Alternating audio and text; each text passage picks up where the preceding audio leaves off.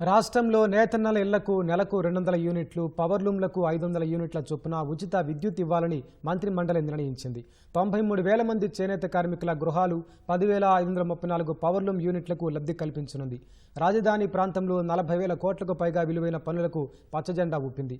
38 కోట్లతో బుడమేరు డైవర్షన్ కాలువ రక్షణ గోడల నిర్మాణం చేపట్టాలని నిర్ణయించింది.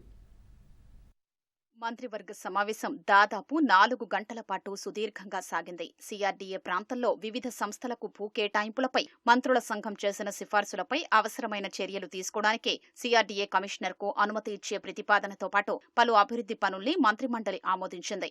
22,607.11 కోట్లతో చేపట్టే 22 పనులకు సంబంధించి L1 బిడ్లను ఆమోదించడానికి సిఆర్డీఏ కమిషనర్ కు అధికారం, L1 బిడ్డర్లకు పనులు అప్పగించేందుకు LOA జారీపై సిఆర్డీఏ అథారిటీ చేసిన తీర్మానానికి ఆమోదముద్ర వేసింది. రాజధాని ప్రాంతంలో ప్రపంచ బ్యాంకు, ఏడీబీ, హడ్కో, KFAW ఇతర ఆర్థిక సంస్థల రుణాలతో 40,000 కోట్లకు పైగా వ్యయంతో చేపట్టే వివిధ పనులకు సిఆర్డీఏ చేసిన తీర్మానాలకు పచ్చజెండా ఊపింది. 15,095 కోట్ల విలువైన 37 పనుల ప్యాకేజీ అమలుకు అమరావతి డెవలప్మెంట్ కార్పొరేషన్ సీఎండీకి అధికారమిస్తూ సిఆర్డీఏ చేసిన ప్రతిపాదనలకు ఆమోదం తెలిపింది. ఈ నెల 13న జరిగిన రాష్ట్ర పెట్టుబడుల ప్రోత్సాహక బోర్డు సమావేశంలో వివిధ సంస్థల పెట్టుబడులపై తీసుకున్న నిర్ణయాలు, చేసిన సిఫార్సులకు మంత్రిమండలి ఆమోదం తెలిపింది.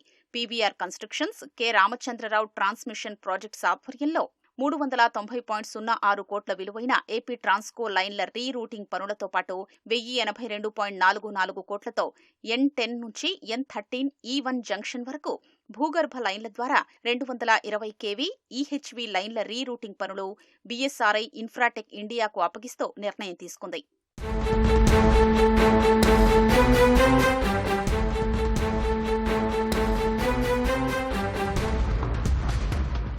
బుడమేరు డైవర్షన్ కాల్వపై 3.840 కిలోమీటర్ల నుంచి 4.340 కిలోమీటర్ల వరకు 37.97 కోట్లతో కుడి ఎడమల వరద నివారణ, రక్షణ గోడలు నిర్మించేందుకు కేబినెట్ ఆమోదం తెలిపింది. వెలగలేరు వద్ద Budameru diversion regulator mechanical, electrical పరికరాల మరమ్మతులు, పునరుద్ధరణకు 1.80 కోట్లతో చేపట్టే పనులకు జలవనరుల శాఖకు పరిపాలనా అనుమతి ఇచ్చింది.